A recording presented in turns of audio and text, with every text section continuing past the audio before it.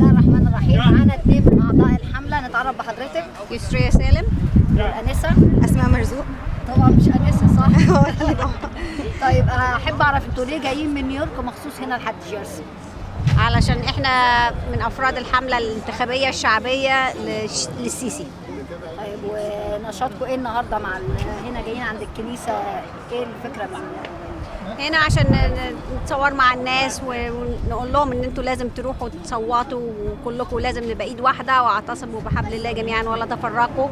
ودي حاجه مهمه عشان احنا عايزين السيسي يكسب، عشان هينظف البلد من الجماعات الارهابيه.